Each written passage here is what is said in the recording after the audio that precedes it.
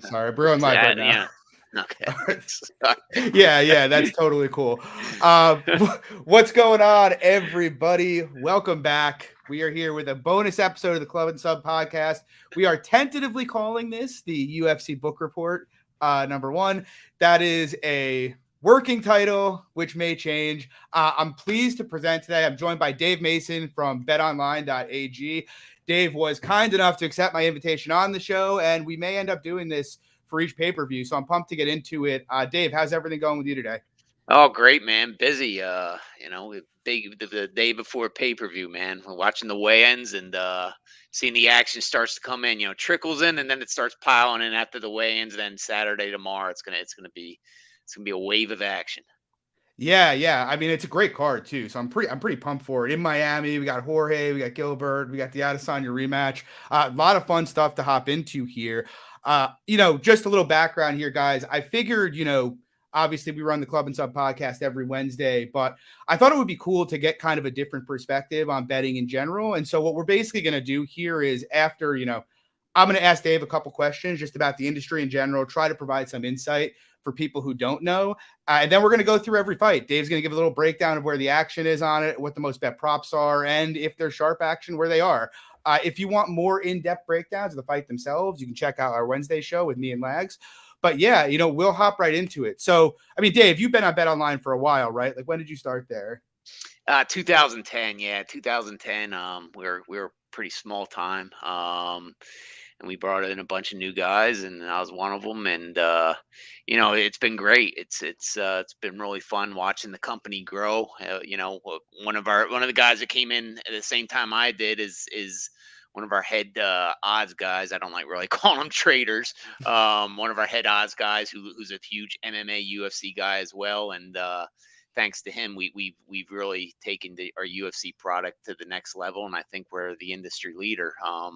So yeah, I mean it's been a fun ride, man. It's been really fun being a part of Bet Online and watching it grow so much. We've had some bumps along the way, no doubt, man. We had a lot of learning experiences, but overall, I think we do it as well as anybody in the whole industry. Yeah, and it's interesting you mentioned that because I recall, I always knew of Bet Online, but years ago, obviously Five Dimes were the people that were most known for UFC, and then it seemed like right around the pandemic time, Bet Online seemed to come out of nowhere and started originating everything. Like, is there any story behind that? Like, what kind of led to that kind of pivot in MMA, where now it seems as if Bet Online is the main originator for MMA across all books? Yeah, I mean, we've always been very pro MMA. The guy I mentioned and myself. I mean, I've been a fan of MMA, UFC since the beginning. I'm going to show my age here, but I watched UFC 1. I mean, that's how long I've been a fan watching UFC. So uh, our head odds guy and I used to just always watch it in the bar. He wasn't as big a fan as I was, but I think I helped get him into it, and he's a rabbit. I mean, he's a bigger fan now than I ever was. I mean, he just watches this stuff nonstop. That's all he talks about. And so we've always had a good MMA product, and he's the kind of guy that is always open to do some people in this industry, the old school guys, they don't want to try anything different, but this guy really was open to trying stuff different, and he respected that I kind of had a good eye on what the MMA crowd wants, and knew I had a pretty good finger on the pulse. So we always had a good, working relationship. And we always, if there was a big fight got announced, we always tried to race out and get the opening odds for that. But, once Five Dimes, they were the part of the industry leader. They originated a lot of stuff. They had the most props back in the day. And then when they kind of threw in the towel in the North American market, I talked to him, and we were both thinking, like, this is, now we can take it to the next level. We need to be the industry leaders here. There's an opportunity here. And we hired a consultant right off the bat to help us with some props, real knowledgeable guy, and we just dedicated more time. And what do we need to do? We need to originate it's not only that, it's the small cards too. All these guys come out, all these guys on Twitter come out of the woodwork, and they're asking me every week, "Hey, when are you getting ACA up? When are you getting this up? When are you doing that?" I'm like, "Holy!" I'm like, "What the hell's this guy? What is it? Antarctica? Where's this card in Antarctica MMA champion? I don't even know what you guys are talking about." But we do our best just to put as many cards up, and of course, they don't get nearly as much volume, but I think we're building a really loyal base of MMA bettors, and they recognize that. It's like we want them on our site to bet, not only bet MMA, but when they put a football bet on, or soccer, or Right. whatever, they're on our site. So that was kind of our mindset, just to have the bet to be the UFC and MMA leaders for online betting, and I think we're there without a doubt. But there's also some good options out there. I think it's a competitive market, so you see some other books raising their game too. But I think end of the day, right now, we're definitely the leaders. Yeah, I mean that's that's interesting, and so that actually was going to lead me to my next question. You guys tend to put out a lot of odds for a lot of really really obscure shows, and I'm sure the reason that a lot of people in the market on other books aren't willing to do that is likely just because there's a lot of volatility on there. Um, Yeah. why are you guys confident in putting that out there and taking the risk that may come with putting Right. in odds for more obscure shows? Well, we think long term. I mean, some books, it kind of whether you're a better or you're a bookie, you got to think long term. Right. And we think long term. That, yeah, those events are hard to book. There's a lot of volatility.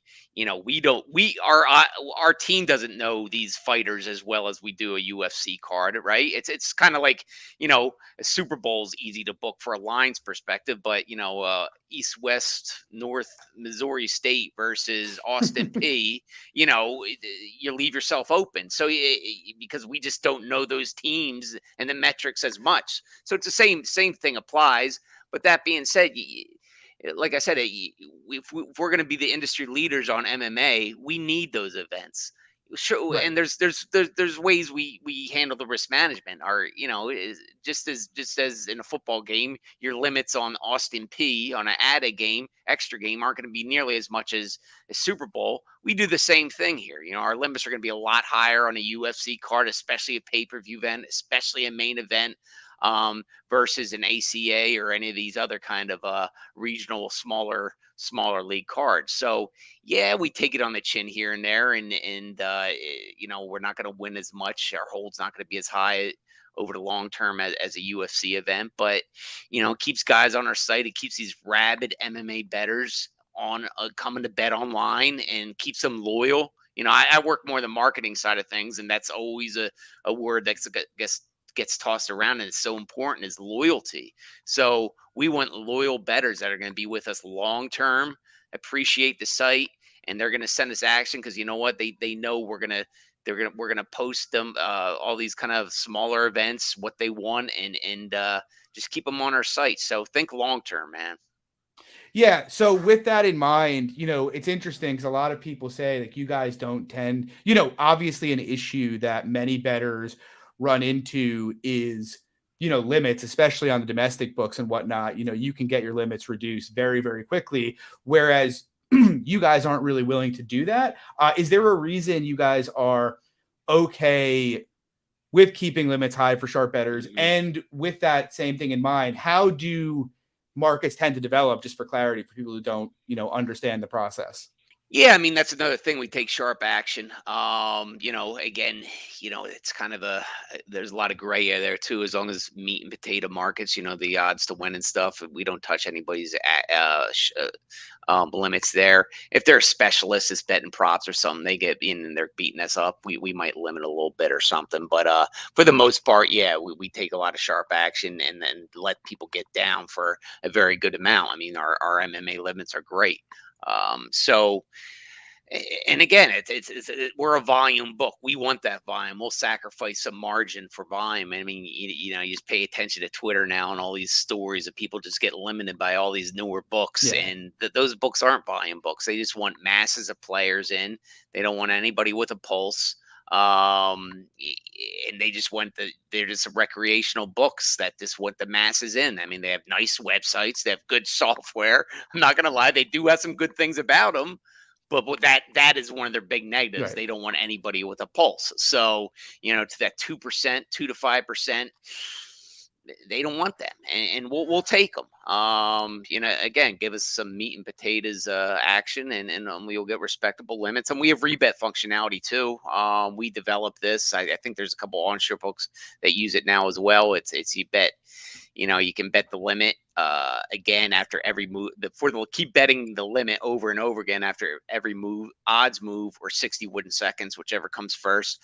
I mean, that way, if our limit's something like $25,000 on a fight, you bet it 25 grand, and within 61 seconds or an odds move, you can bet it for another 25 grand over and over and over again. So, that appeals to the big bettors and the sharps as well. Yeah, yeah. I mean, that's fascinating stuff. And then two more questions. And I think I see you talk about this on Twitter all the time, but the common Hmm. perception regarding sports books and how they book action is you're always looking to get 50% on each side. What Right. is true about that perception and what's not true? It's a bunch of boohickey. Most, I mean, the odds do move because of public here and there, but at the end of the day, I mean, y- you know, it's impossible to get 50-50 action on anything Right. close to all the fights. I mean, it's we want the sharpest number. At the end of the day, we want the sharpest numbers. That means 50-50 action is going to be on it. Great. If it's 80-20, that's fine. Well, again, you think long term. If we lose and we get it, we take a beating on that, so be it. But long term, that's going to maximize our profits. I mean, it's just like I use it an example, like because people think you get 50-50 action. Okay, let's use a football game for instance. Just kind of easier. Okay, -3, and we have 80% of the action on the favorite. So we move it to minus, and it's early in the week. All week you're just booking this early action. So then you move it to -3.5, or let's say 60%. Move it to -3.5 to get to 50-50. Now all of a sudden the sharps with the big 5, 6, even 7 figures Right. bets take that +3.5. Now you're not 60% on the wrong. Now you're not 60% on the favor. You're 60% on the dog, which is the right size at +3.5. So just screwing around trying to get this 50-50 action is just impossible. Again, does the odds move on the public action? Yeah, sure it does. But at the end of the day, you want the sharpest number out there, and let the percentages. There's going to be some huge decisions here and there. Big deal. Long term, you'll win more. The book will win more of those, and you maximize your profits on the winnings, and minimize your losses on the losses. Yeah, and then the last question I have before we jump into the fights. So, a common phrase we see on MMA Twitter is like people saying, it's us against the bookies. My perception of that has always kind of been like that's flawed and it's really us against us because markets are Yeah. developing based on action. Like, do you guys ever take a position where you do want to have a specific side, or do you generally just let the market dictate what's happening? I mean, sure, it kind of goes back to yeah, no, absolutely. I mean, we'll use that intel of the sharp action, and we'll take positions all day long. I mean, it kind of goes hand in hand, I think, with the 50-50 myth. It's if 80% of the action's on one side, and we think the 20% is the sharp side, we don't mind taking that position. Again, we might short term, we might lose that fight and get punched in the face, but long term, you're just going to maximize you're winning as a book taking those sides. So, I mean, you don't get too ballsy with it, right? You Right. still got to you still got to put your risk management, um, get your risk management going. But I mean, that does apply without a doubt. You're taking sides, but yeah, I mean, you're not doing it ego wise. You got all your intel. You're taking a side what we think is the right side, even if the public's on the other side. But I agree with you that public versus the books. I don't get that, man. I just don't. It is kind of the public versus the public, right? I mean, because the public for the most part is dictating the market. So Right. and there are, and then there's times that whatever. There for every better that wins, there's a better that loses, pretty much, and the book just scoops the juice, pretty much. So, it's not like the public's always, on one side. Sometimes it's close to 50-50 or 60-40 or whatever, but the public is dictating the market without a doubt. All right, good to know. So yeah, let's jump into this card, UFC 287. Awesome card from a watchability standpoint. Let's see what's going on with the fights. First fight of the night, we got Sam Hughes, Jacqueline Amarin. I personally like the Hughes side here. What's the market saying? Um, yeah. It's first thing. This a lot of the actions yet to come in, so we're talking about the early action, obviously. But with these fights, is so much action comes in on the fight day and after the Right. after the weigh-ins, which happened earlier. So take these numbers with a little bit of grain of salt. But so far, 63% of the cash is on Jacqueline, and 57% of the bettors are on Hughes. Prop wise, Hughes by round three KO, and TKO is our biggest loss right now. I mean, that's 50-1. That's kind of a lottery ticket kind of thing. Whereas Amarum, Jacqueline, sub via sub is our highest bet count. So that one's getting bet the most. Not too much sharp action at the moment. Moving on, we got the next fight. We got Steve Garcia, Shelon Nardabenki. I don't have a very strong feeling here. I guess Eileen Garcia. What do you think here? What's going on? This is one of those where the money and the bet count is split. 78% of the cash is on Shyland, and 64% of the betters are on Garcia. We did take some sharp action on Garcia at about plus 195 or so. He's currently plus 160. As far as props are concerned, our biggest loss is Garcia round one KO TKO, and that is also our biggest bet too. So the betters are on that one. Oh, no, no, no. Sorry about that. Garcia via TKO TKO for the fight is the most bet at plus 350. All right. Trey Ogden, Ignacio Bahamundes. Unsurprisingly lean to the Bahamundes minus 415 side here. What does the market think? Yeah, first of all, I'm impressed with your ability to pronounce some of these names. I hope there's not too many Russians on our next card, because I'm gonna have to come up with some nickname. I'm outstanding at killing some of these guys' names. But anyways, 80% of the cash is on Ignacio, 64% of the betters are on Ogden. Ignacio in round two is our biggest loss and most bet prop, currently plus 375. All right, moving on. Lupita Godinez, Cynthia Calvillo. I have a slight lean to Calvillo at plus 250. What's the market saying? Market is saying 82% of the cash is on Godinez, 72% of the betters on Calvillo. Wow. It's kind of disproportionate there, and that can often happen when you have a big dog against, the big chalk versus big dog, where most of the cash is on the chalk, whereas the betters are on the underdog. So that's not too rare, even though that's disproportionate. Got some sharp on Lupita at minus 230.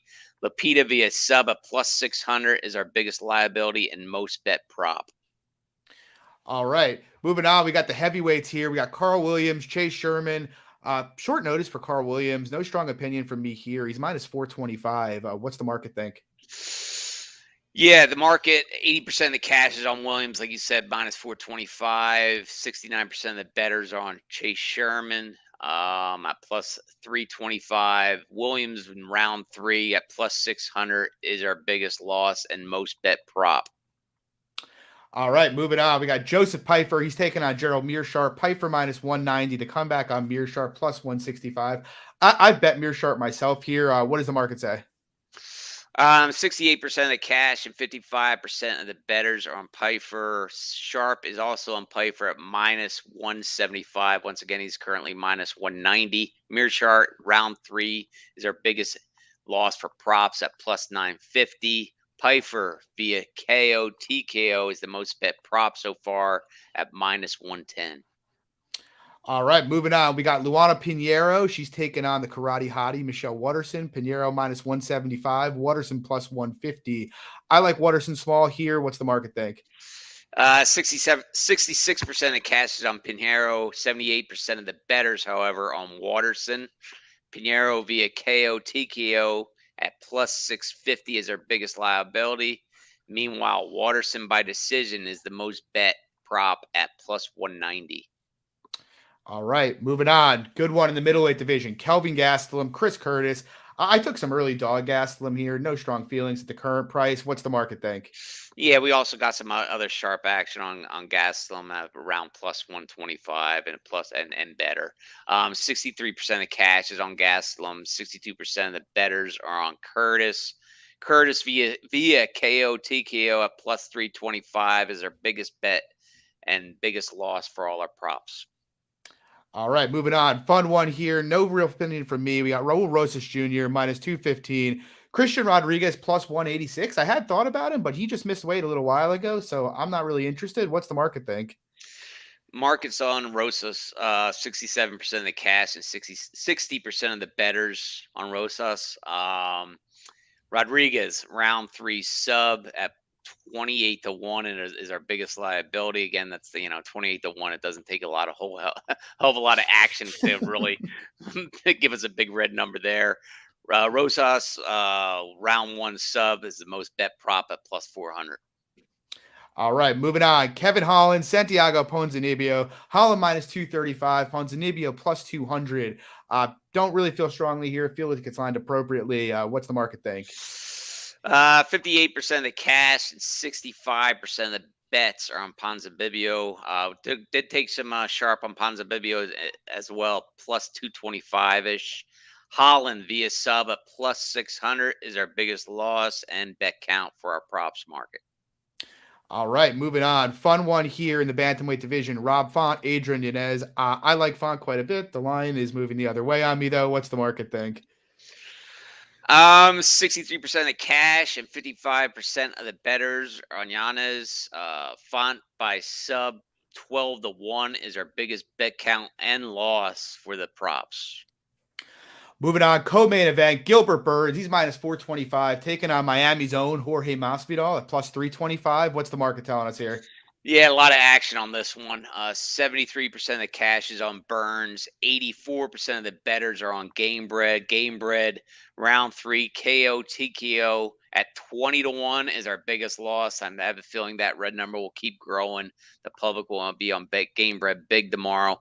Burns via sub at plus 225 has the highest bet count. So, Dave, with a fight like that, is that something where you would expect, given that you're expecting the public to come in on Game Bread more, would you expect the line to just keep closing there? It depends how much that red number is. If it gets too high, then you might get a discount on Burns, right? Right. Could keep coming down. But I could be surprised. I'll take but then again, all it takes is we take big limits and sharp action. So all it takes is some big bet sharps to pile in on Burns to level that action and gun to head. I think will come down more tomorrow, but that isn't always the case, but I have a feeling tomorrow the public will be all over Masvidal, and that red number will grow big on him, and you might get a little bit of a discount on Burns. I think that will happen at probably about 67% chance that happens. Oh, that makes sense. And moving on, we got the main event, the rematch here. Alex Pereira, Israel Adesanya. I like Alex Adesanya in the minus 130 range. What's the market think? Yeah, 61% of cash is on Izzy, 58% of the betters on Pariah.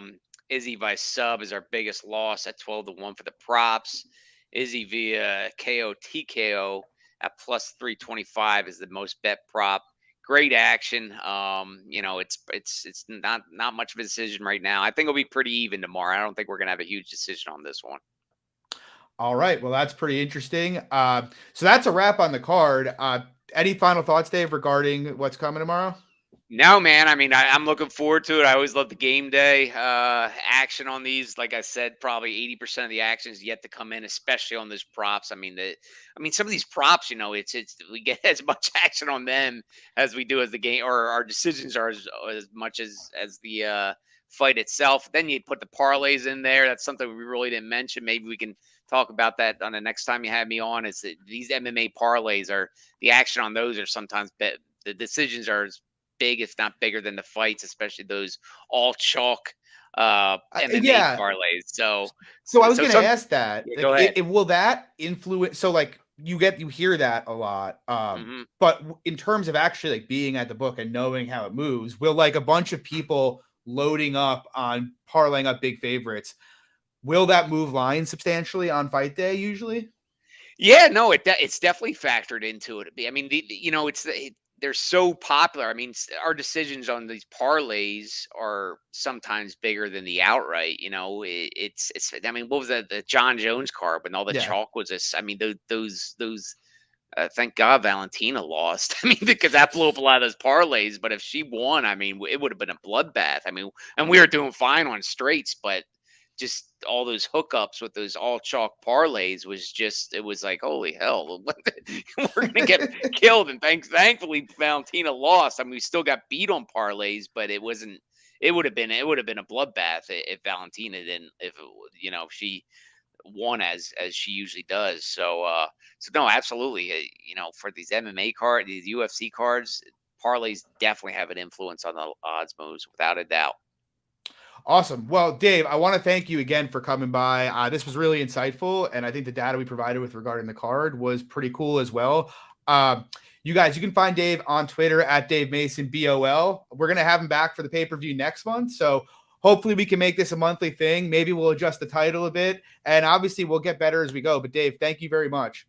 Hey, thanks for having me. That was a lot of fun. Yeah, and guys, if you like the show, please drop a like and subscribe. We'd really appreciate it. And again, if you want in-depth breakdowns in each fight, you can catch my show on Wednesday, the Club and Sub podcast. That's also on this channel. Good luck to everyone this weekend. Happy Easter, everybody. Looking forward to the fights tomorrow. Thanks again, Dave. Take it easy. All right, take care. Bye-bye.